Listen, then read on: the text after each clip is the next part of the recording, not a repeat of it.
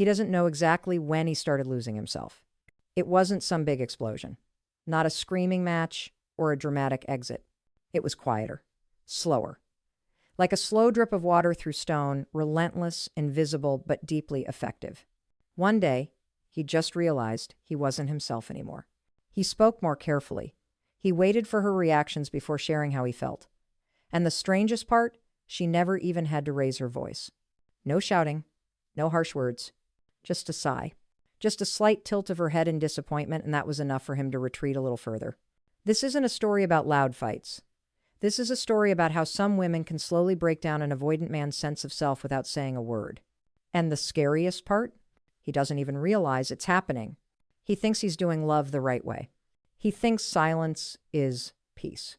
But in reality, he's disappearing piece by piece inside a relationship too small for his full self to exist.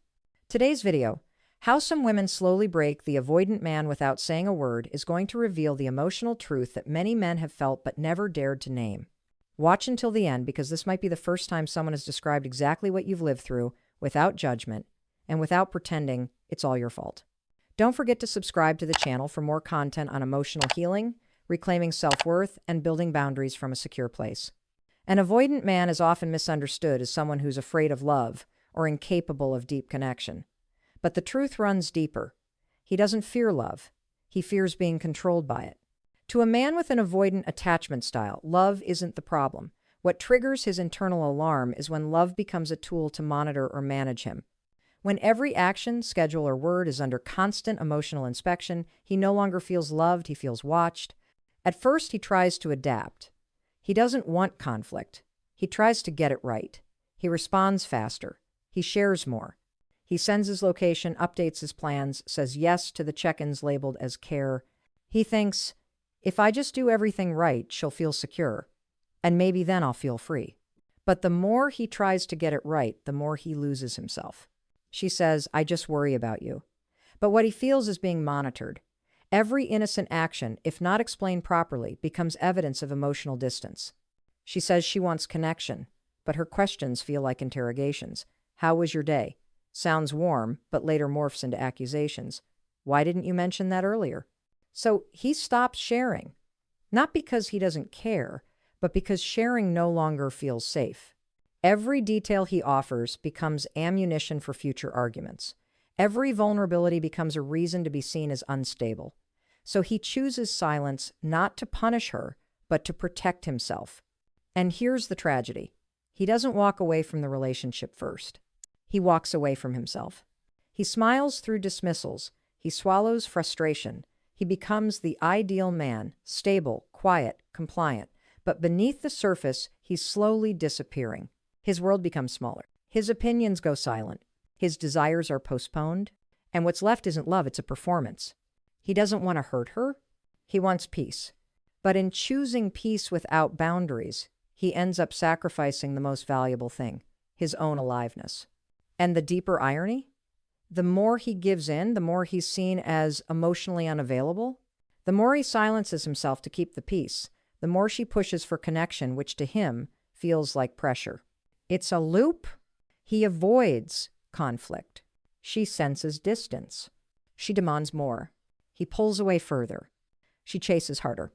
He collapses inside. Until one day he's not withholding love. He's just too tired to show up anymore.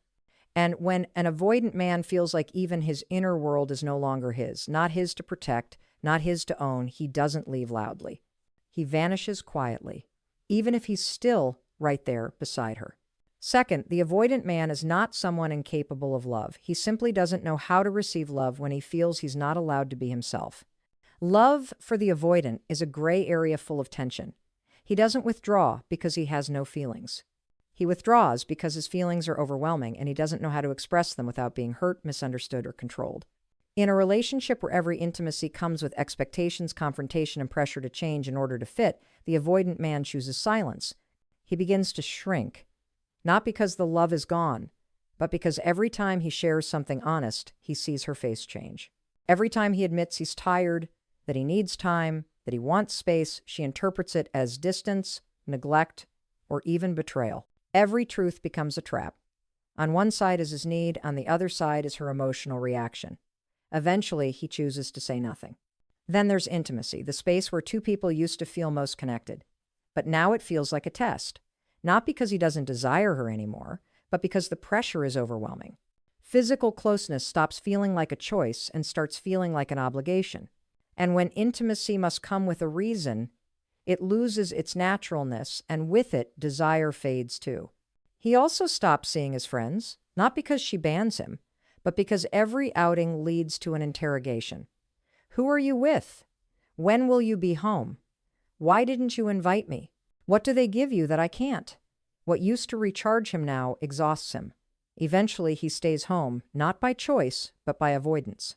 Every little thing he used to enjoy, every corner of his personality, he starts hiding. Not because she demands it, but because the fear is louder. Fear of disappointing her, fear of her assumptions, fear of being misunderstood. And so he begins to shrink not out of love, but out of self-preservation. That's what people often misunderstand about avoidance. They don't avoid love, they avoid the reactions to their authentic selves. When love no longer feels like a place to breathe, to be seen, to be safe from correction, they don't know how to stay. But they also don't know how to leave. So they hover in between, waiting to see if anyone will ever notice that they're no longer fully there. Thirdly, that gentle control, that silent disappointment, makes him feel like he's always wrong, even when he doesn't know what his mistake was. It's not loud, not aggressive, no yelling is necessary. But the prolonged silence after he fails to meet her expectations tortures him internally. Nothing is explicit, no accusations, no criticism, just her look, the quiet sigh, the way she avoids eye contact at dinner. All of it makes him feel like he's broken something sacred without anyone saying it out loud. Day after day, he lives as if he's walking on thin ice. He doesn't know what he did wrong. He doesn't know when something small might become a reason for her to feel hurt. He wakes up on guard, goes to work, succeeds, earns money. Things that once made him proud now come with a strange sense of guilt. You're busy again. No time for me or the family. One of his achievements becomes another reason for her disappointment. He slowly learns not to celebrate anymore. He stops sharing good news.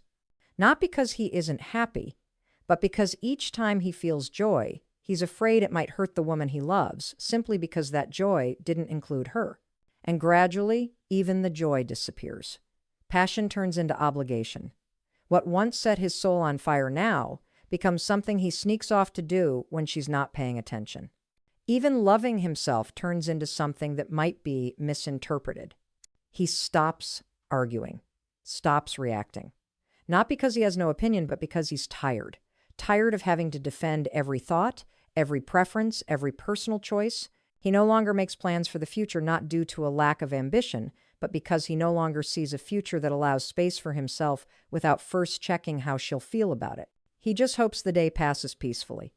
No explanations, no intense conversations, no feeling like he's a burden in his own life.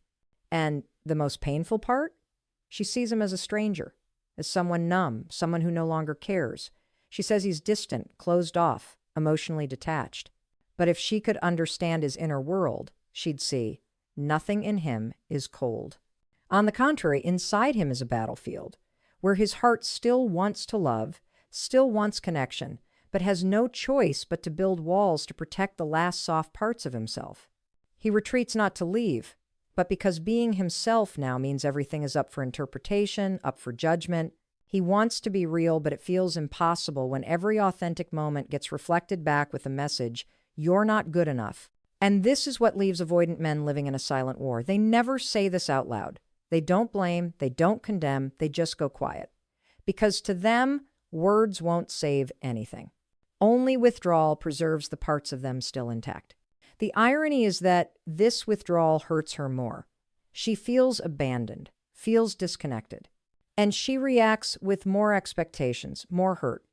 And so the loop continues endlessly until both forget why they even came together in the first place. By then, love is no longer love, but a silent battleground where each tries not to hurt the other and ends up hurting both.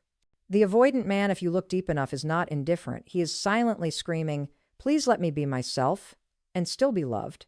Night. Avoidant individuals are often misunderstood as not loving, But in truth, they are deeply afraid of being consumed within a relationship. They're not skilled at handling ongoing emotional conflict. The more they're pushed into a defensive corner, the more they withdraw instead of speaking up. When faced with a partner who seems overly caring and controlling, they silently shift from commitment to escape. And the more they pull away, the more their partner becomes frustrated, angry, and hurt, which feeds a repeating cycle of emotional tension and disconnection. The sad reality is that most avoidants don't know how to express this fear. They don't say, "I feel overwhelmed when you want to know every detail of my life." They don't know how to say, "I need space to breathe, to feel like I still exist as an individual." They just go quiet, and that silence is often misunderstood as coldness. Avoidants don't withdraw because they don't care. They retreat because their emotions are overwhelmed, and their instinct is to protect themselves through distance. It's like a child who hides in their room after being scolded, not because they hate their parent, but because they feel emotionally overloaded. Here's the trap. When they step back, their partner usually steps in with more questions, more demands, more emotional pursuit. But for the avoidant, that closeness feels threatening. They don't need proof that you love them. They need to feel safe being loved. They fear that if they truly show themselves with their confusion, vulnerability, and imperfections, their partner will criticize or control them. So they choose distance. Yet that very distance wounds their partner, which leads to even more pressure and misunderstanding. The more they are misunderstood, the more they retreat. The more they retreat, the more they are misunderstood. Avoidant behavior is not rooted in selfishness, but in a survival strategy shaped by early experiences. Maybe they grew up in a home where emotions weren't welcomed. Maybe they once loved deeply and were betrayed. Or maybe they simply learned that opening up means losing control, and losing control means getting hurt. Avoidants can love deeply, but the way they love isn't loud or romantic in the traditional sense. It's quiet. It's in the small things. Listening without interrupting, noticing details, remembering things that seem unimportant. But when they're constantly pressured to love in the way you want with open emotions and constant communication, they start to feel like they'll never be enough. They need time. They don't respond well to ultimatums, tears, or rage. What they need is a pressure-free space, one where they don't feel interrogated when they move closer.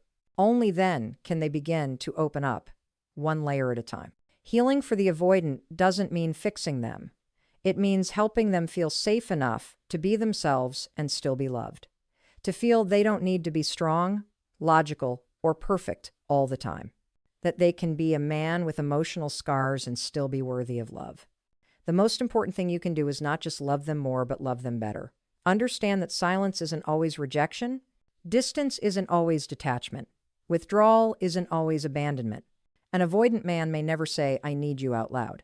But if he stays even in his silence, that may be his way of saying it already. Some men were never taught how to stay.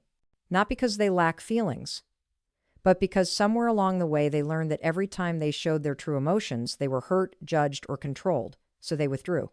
They stayed quiet. They lived with a familiar script. If I let someone get too close, I'll lose myself. So they love without moving closer. They care from a distance. They're present, but never truly let anyone into their inner world. You cannot heal an avoidant man by chasing him, by demanding more, or by forcing him to speak when he doesn't yet feel safe. But you also shouldn't become a mirror that only reflects disappointment every day. The only thing that creates real change is respecting the space he needs in order to learn how to come home to himself. Not so you have to suffer, but so you are strong and grounded enough not to be pulled into the cycle of mutual wounding. For the avoidant, love is not a sudden explosive emotion. Love is the feeling of being safe to be fully oneself and still be chosen. So if you're loving someone like that, or if you are someone like that, start with this.